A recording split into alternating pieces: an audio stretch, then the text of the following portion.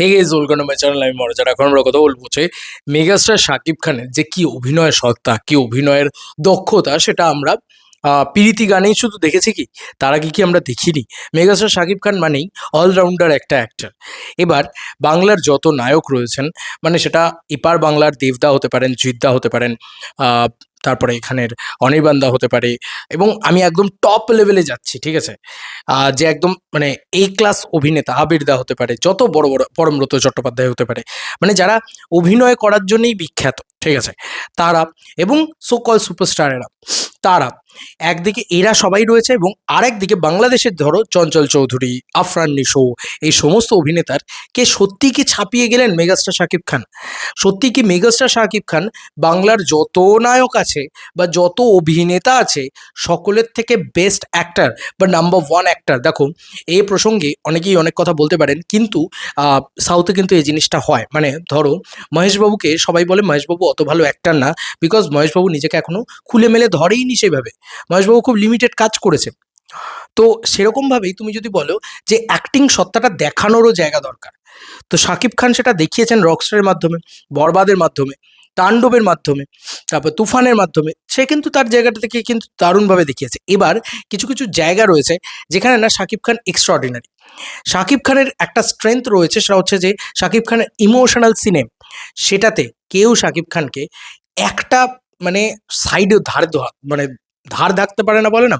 তো বাংলা ভাষার এমন কোনো নায়ক নেই, মানে ধরো আফরান নিশো হোক, আমি আফরান নিশোর অভিনয় বলছি, তো মানে আফরান নিশোর অভিনয় ইনস্টিটিউশনের মতন, ঠিক আছে।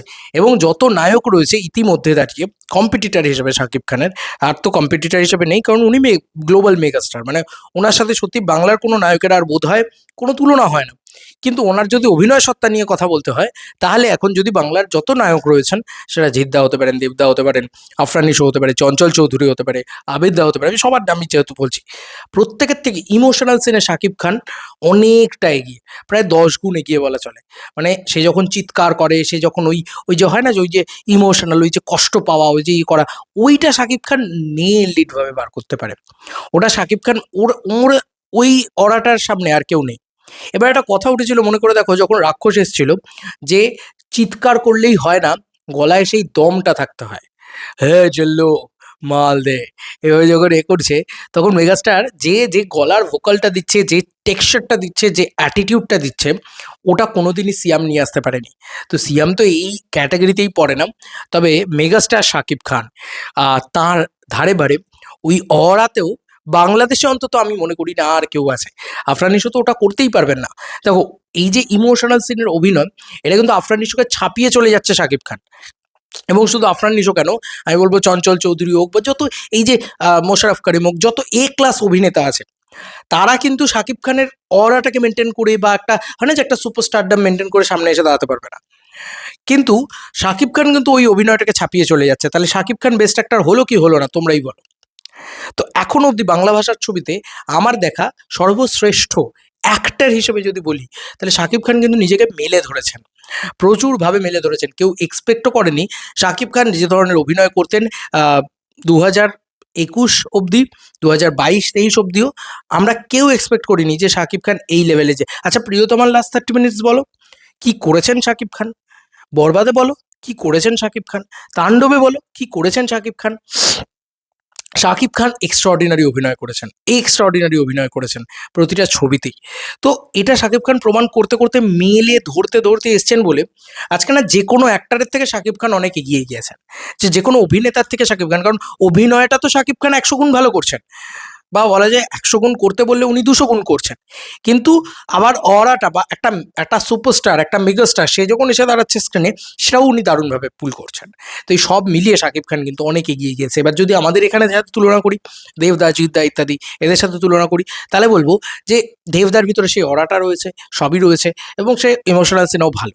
কিন্তু শাকিব খান যে এক্সট্রাঅর্ডিনারি ব্যাপারটা করছে, দেখো আমাদের এখানকারই যে ইয়েরা রয়েছে, ক্রিটিকরা রয়েছে, সো কল্ড যারা ইউটিউবে, তারাও বলছে যে মানে প্রীতি গানের ভিতরে শাকিব খান যে এক্সট্রাঅর্ডিনারি ব্যাপারটা করে ফেলেছে, যে সবকিছুর আগল ভেঙে বেরিয়ে গিয়েছেন ওনার অভিনয়, এক্সট্রাঅর্ডিনারি লেভেলে চলে গিয়েছে।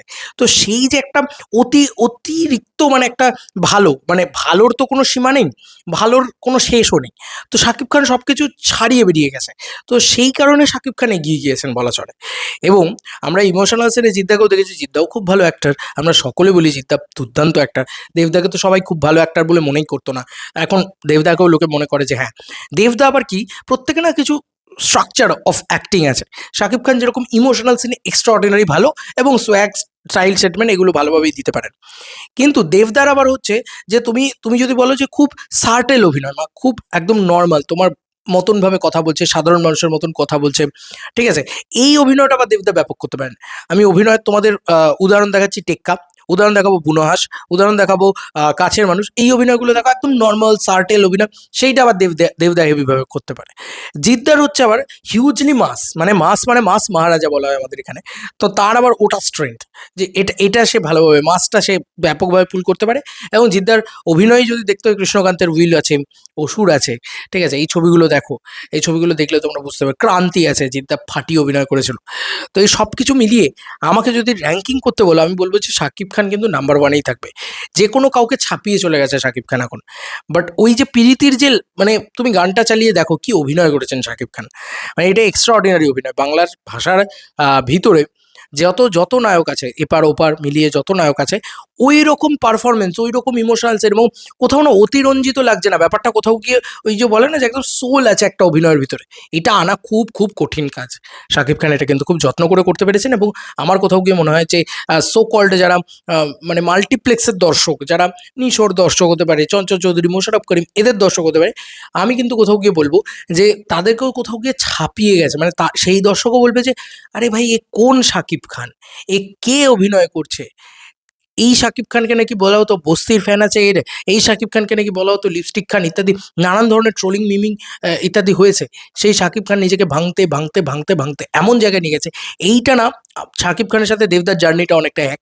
সে শাকিব খান প্রচুর ট্রোলের শিকার হয়েছে নিজের লাইফ স্প্যানের ভিতরে।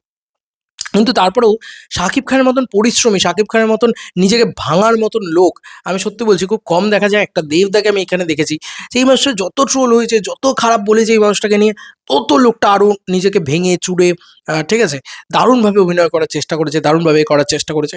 মানুষ চুপ করিয়ে দিয়েছে, মানুষকে বলেছে যে ভাই, দেবকে তো রেসপেক্ট করতেই হবে, দেবকে তো ভালোবাসতেই হবে। মানে ভালোবাসার জায়গাটা তৈরি করে ফেলেছে, সেটা না শাকিব খান ব্যাপকভাবে করেছে। এটা আমার কোথাও গিয়ে মনে হয়। এবং জিদ্দা তো বরাবরই খুব ভালো অভিনেতা ছিল। বরাবরই আমরা বলতাম প্রথম দিন থেকে জিদ্দা খুব ভালো অভিনেতা, জিদ্দা খুব ভালো অভিনেতা। এই ব্যাপারটা তো আমাদের প্রথম থেকেই ছিল। দেবদার ক্ষেত্রে কিন্তু ছিল না, ভালো করে লক্ষ্য করে দেখবে। তো যাই হোক, এটাই বলার যে বাংলা ভাষার যত নায়ক আছে, ওই পারফরমেন্সটা ভাই কেউ মানে পুল করে দেখাতে পারবে না। এক্সট্রিম লেভেলে পারফরমেন্স দিয়েছে প্রীতি গানে। তো শাকিব খান সত্যি বলছি গিলে খেয়ে নিয়েছে ওই পারফরমেন্সটা দিয়ে, এটা আমার মনে হয়েছে কোথাও গিয়ে। এবং শাকিব খান নিজেকে ভাঙতে মানে এক্সট্রা অর্ডিনারি লেভেলে নিয়ে যাচ্ছে। তুমি মিখাইলের চরিত্রে দেখো, তুমি ওকে তুফানের চরিত্রে দেখো, তুমি ওনাকে এরকম একটা আগুনের চরিত্রে দেখো, মানে যা করছে সেটাই জাস্ট শাকিব খান ব্যাপক ব্যাপক জাস্ট উড়িয়ে দিচ্ছে। তো কোথাও গিয়ে এই যে নিশোকে আমরা সবাই বলি নিশো অসাধারণ অভিনেতা, অসাধারণ অভিনেতা, কিন্তু নিশোর চরিত্রগুলোও দেখবে খুব একটা ভেরিয়েশন আসছে না, খুব একটা কিছু আসছে না। বাট তুমি যদি শাকিব খানকে দেখো, শাকিব খান অপর দিকে দাঁড়িয়ে একটা ভয়ানক অভিনয় করছেন। মানে কোথাও গিয়ে তো আমি বলবো যে নিশোর থেকে বেটার অভিনয় শাকিব খান করে দিচ্ছেন কমার্শিয়াল ছবিতে, ঠিক আছে। আরবান ছবির অভিনয় শাকিব খান কমার্শিয়াল ছবিতে করে দিচ্ছেন। আবার উল্টো দিকে দাঁড়িয়ে ওই অভিনেতাকে আমি এটা আগেও বলেছি যে আবির দা কোনোদিনই দেব হতে পারবে না, বা পরমব্রত কোনোদিনই দেব হতে পারবে না, বা অনির্বাণ কোনোদিনই দেব হতে পারবে না। কিন্তু দেব কিন্তু অনির্বাণ হয়ে দেখাতে পারে। সেরকমই শাকিব খান কিন্তু নিশো হয়ে দেখাতে পারে। তো নিশো কোনোদিন শাকিব খান হতে পারবে না। এটাই হচ্ছে বড় সুপারস্টারদের সাথে যে কোনো অ্যাক্টরদের ফারাক। তো এই ছিল এখনকার মতো ভিডিও। তোমাদের কার কি মতামত আমার মতামতটাকে নিয়ে জানিও কমেন্ট সেকশনে। সকলের ঊর্ধ্বে, সকলের অভিনয়ের বাপ বলা চলে শাকিব খানকে, এটা কি বলা চলে? তোমাদের কি মতামত জানিও। Bye bye.